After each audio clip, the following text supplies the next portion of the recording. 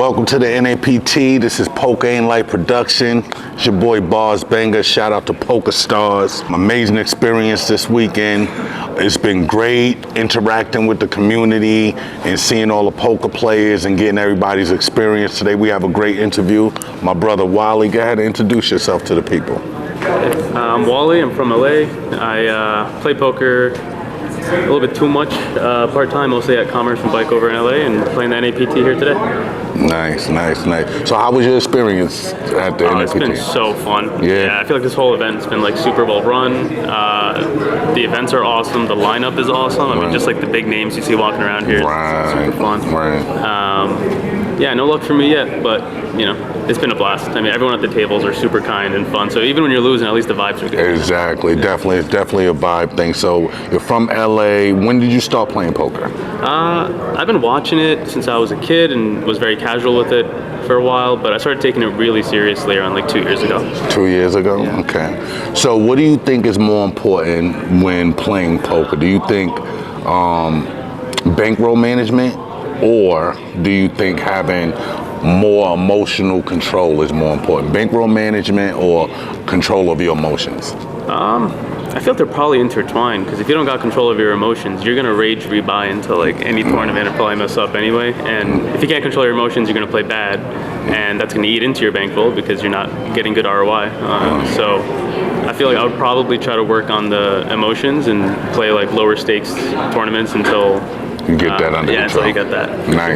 Nice. How do you handle, like, some people really get starstruck? Like you said, there's a lot of poker pros here at this event, right? So how do you ever get starstruck or feel some type of way when a pro sits down at your table? Honestly, I get excited because to me it's like, you know, I've been watching some of these faces on TV since I was a kid, and being at the same table of them just makes me more excited than anything else. I mean, Jonathan Tamayo won the WSOP is walking right across from us, right? Yes, you know, it's definitely. Yeah, I don't think I get nervous as much as I just get hyped that I'm even able to play at the same table as those guys. And my main goal with playing all these tournaments is less to like try to bink and get as much money as I can. It's just play really good poker with really good poker players. So when I'm playing with a known face, it's exciting. Got you. So your mindset is good because you said something that's not about, you know, always cashing. It's about playing your best. Yeah. Did you come into poker with that realization, or did that something that grew on you, or that you had to learn later? Yeah. I mean, the thing that I love about poker is the fact that it's, you know, if you want to be nerdy about it and like really study it from a theoretical perspective, you can. If you want to be more social about it and try to mess with the people at the table and play them, you can. The best players do both. And you know, my background is all like mathematics and physics, and so like I always loved the more mathy part of the game. But I like fucking with people. So poker is just like a great game where I could really flex both. All right, nice. So what is your biggest score to date? And where was it? Yeah, it was probably at the WSOP Colossus. Yeah, I think I got 87th out of 20,000 there, which is really cool. That was a 3-day event, and that was so fun. So how did you feel going into day 3 of that tournament? Oh, it was I mean, it was rocky, because I think I was chip leader day 2 at one point and was feeling amazing, and then I ended, I think like 10 minutes before day 3 ended, I had an 1/8 of a blind. Oh my God. You know, my big blind came around, ended up having to go all in, obviously, and I hit quads, which was absolutely insane. Wow. And then immediately the next hand I had to go all in again, and ended up hitting trips. And so super lucky that I made it to day 3. But yeah, you know, it also teaches you a lot about, like, you know, in LA there's like a lot of one-day tournaments, or like super stacks or whatever. I think playing a one-day tournament is very different than playing a 3 or multi-day tournament.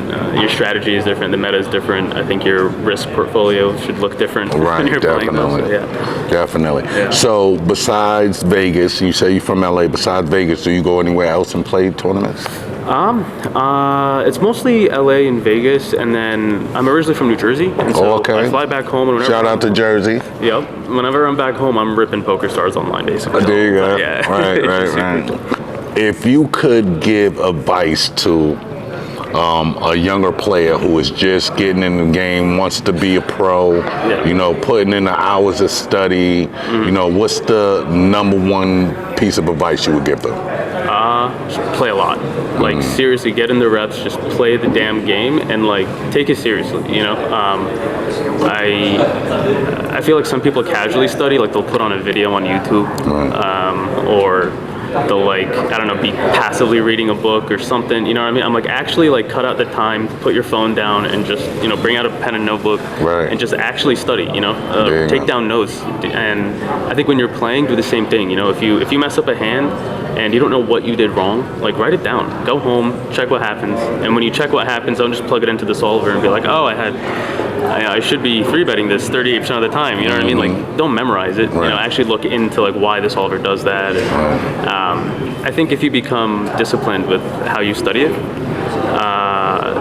you know, you can get fast, you can get good really fast. Right, gotcha. So what's your approach to the game? More GTO than exploitive? Yeah, I mean, I default GTO always, and then I just look for when I can be exploitive. You know, in tournaments like these where, you know, the level of player is much higher, people are a lot more balanced across the board, and so, you know, finding how you can be exploitive and when, you should be a little bit more selective. But if I'm at like a random daily in LA and it's, you know, a more local, casual scene, yeah, I tend to be a little bit more exploitive. You know, exploitive. People don't 3-bet as much, or you know, they're calling you down with anything, and so, you know, you play around that. Nice. So we always ask everyone we interview a question that's we think is important for the viewers to know about, and it tells us about yourself. So we ask, is poker life or is poker ain't life? Is poker life or is poker not life? I think it is life, in the sense of the reason why I even really wanted to take the game seriously was originally for like networking, because a lot of, like, you know, I wanted to do more startup world stuff, and a lot of like investors played poker, so I was like, oh, let me get good at this, and then I can start maybe getting in those circles. And then I realized that the reason why I sucked at poker in the beginning, because like my background's all math, like I knew the math, you know, I can memorize the odds. I'm like, why do I suck at this? And so much of it was like my personality, you know what I mean? Like, I got internally tilted, or I'm just too down to gamble sometimes, you know, and just I'm not patient enough. And I realized that whenever I walked away from a session feeling like an idiot of just like, how do I mess it up that bad? It wasn't because I misunderstood poker. It was literally like, I'm just that guy, you know? I misunderstood myself almost. I feel you. You know? And so I really enjoyed, like, I would be calling my friends after a big tournament and just, well, it was almost like a therapy session, you know? I'd be like, dude, I feel like I really got to work on my anger, or I really got to work on, you know, how down I am to just like gamble. And like, I realized my need to gamble is because of an anxiety of needing to play a game for 2 hours. It's so much better just rip it in and see if you could double up. You know what I mean? It's a lot harder to play for like good poker for 2 hours than it is to just, you know. And so I think working on those parts of myself is really helpful. Beautiful. Again, thank you, Wally, for the interview. Thank you to NAPT, thank you to Pokerstars, and let the people know where they can follow you at on social media. Yeah, you can hit me up on Twitter, WALQAW, Walcott. All right, definitely. Thank you, and we out. Poker Ain't Life Productions.